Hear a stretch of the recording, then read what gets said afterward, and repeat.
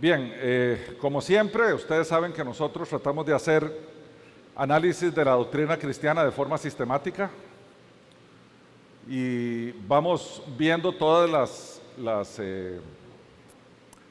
disciplinas que hay en la teología que nos permiten entender mejor las Escrituras. La de hoy es la que a todo el mundo le apasiona, el fin del mundo y que el arrebatamiento de la iglesia y que la gran tribulación y que el anticristo y que todo eso, que en teología se llama escatología. La disciplina que trata de los últimos días en teología se llama escatología. De escatos, futuro, adelante en el tiempo, y logos de estudio. Y evidentemente la segunda venida de Jesús es un tema escatológico porque no ha venido. Entonces trata de lo que está allá adelante.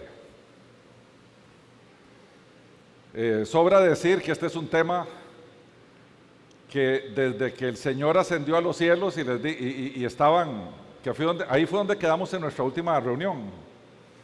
¿Se acuerdan?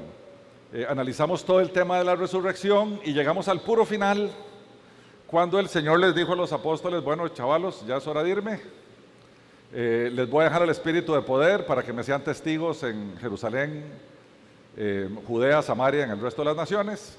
Fue ascendido a los cielos, los discípulos se quedaron viendo para arriba y se le pararon dos ángeles a la par y les dijeron: ¿qué están haciendo viendo para arriba? Ese que ustedes vieron ascender a los cielos de esta manera, así va a regresar otra vez. Y ahí nosotros terminamos la última reunión y pusimos la filminilla de siguiente tema, la segunda venida de Cristo, porque es exactamente lo que vamos a hacer, continuar la historia a partir de ese momento. Los apóstoles se fueron de allí pensando que Jesús iba a regresar muy rápido y empezaron a predicar la resurrección y empezaron a enseñar de la segunda venida, ya desde el primer siglo.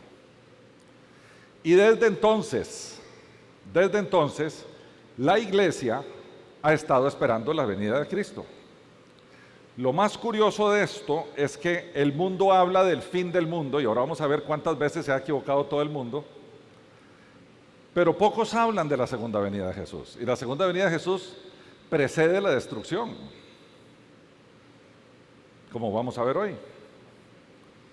Entonces este es un tema que no es fácil, es un tema que ha habido que consultar, ha habido que leer, ha habido que ver diferentes posiciones, porque en esto hay diferentes posiciones. Pues en la presentación les voy a dejar ahí los libros que hemos consultado para hacer esta presentación. ¿Ok? Mau, tome, eso es para usted. Ahora sí. Listo.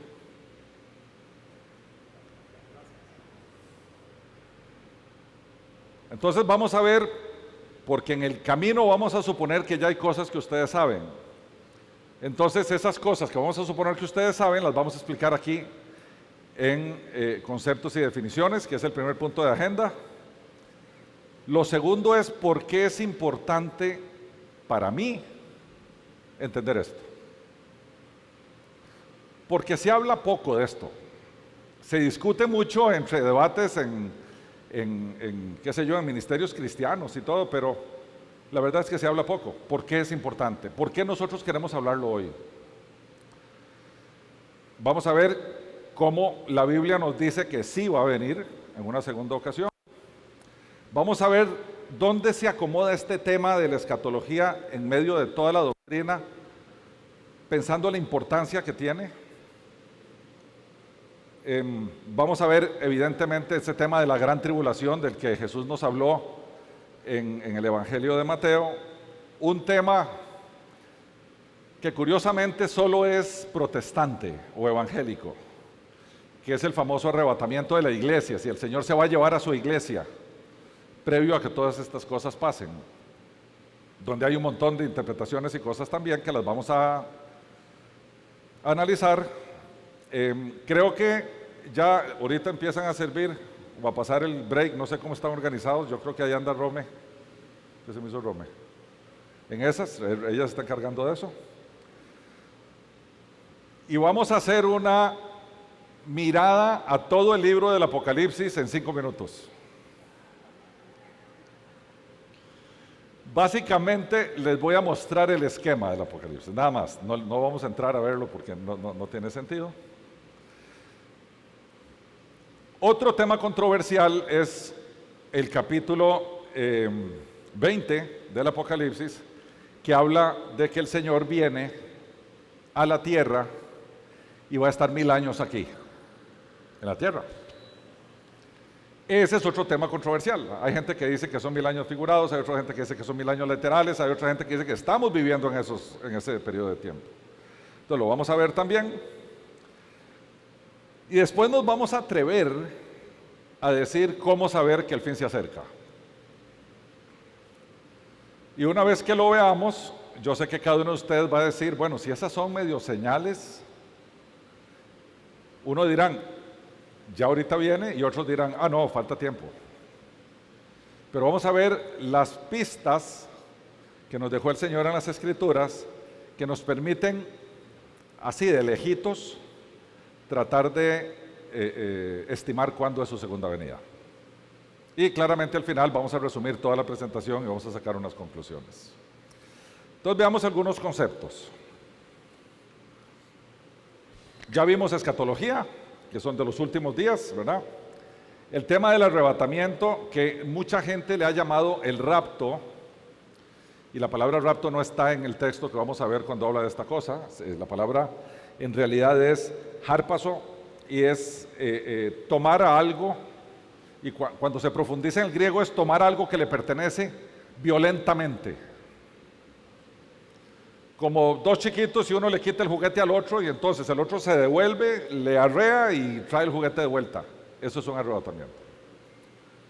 En el término griego, en español, arrebatar es tomar sin permiso, ¿verdad? Pero en el tema griego sí es muy importante entender que arrebatamiento es un término de tomar casi que agresivamente o violentamente algo que te pertenece.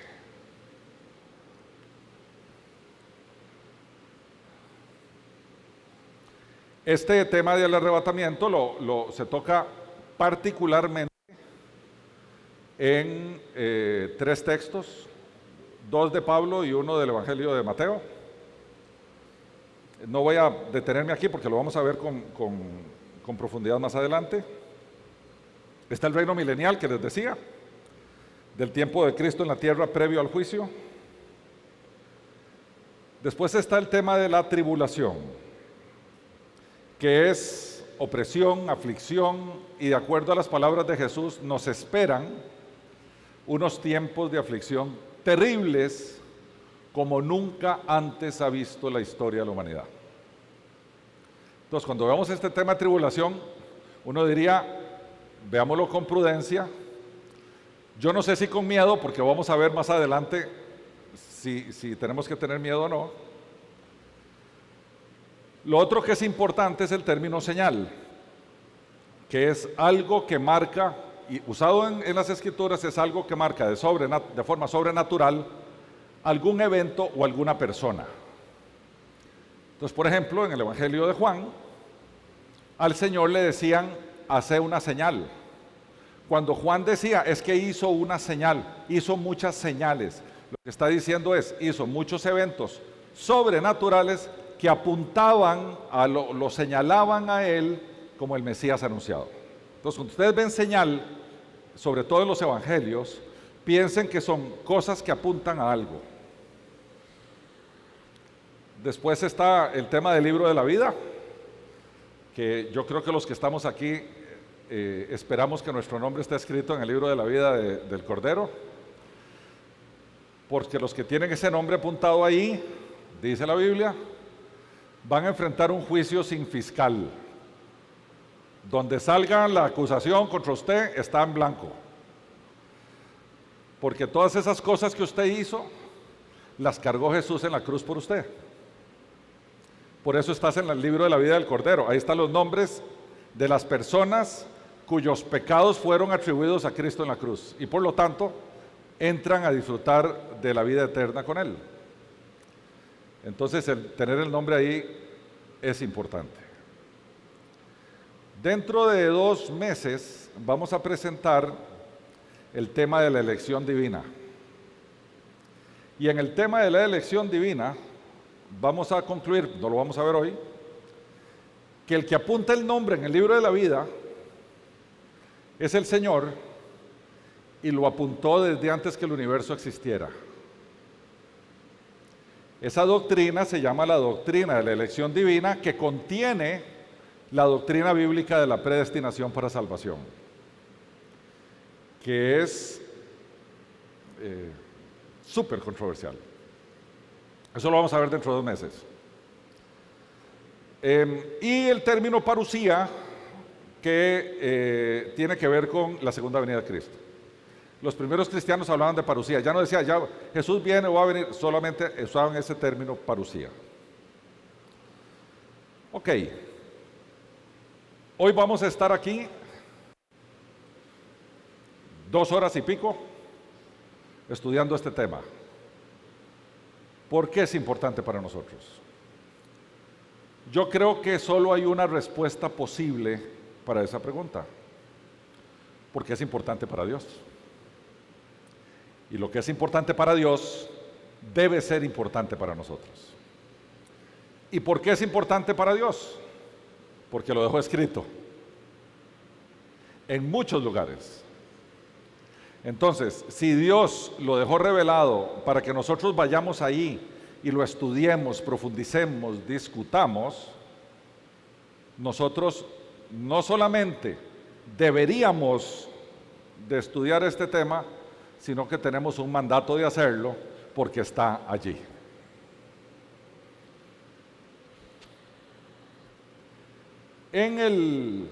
Esta es una filmina como que nos fuimos a 30,000 pies de altura y vimos la historia de la redención del ser humano desde ahí arriba.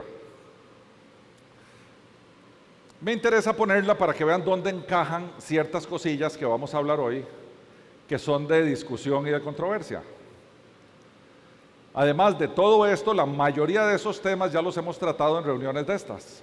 La creación, la caída de la gracia. Después está toda la historia del Antiguo Testamento, la historia del pueblo de Israel y cómo Dios elige un pueblo y trata con ese pueblo. Está el que Dios se hace hombre y nace de María, siendo ella virgen. A partir de ahí entendemos que Jesús vive una vida perfectamente santa, no comete un solo pecado, porque a partir de su vida es que Él nos puede imputar su santidad.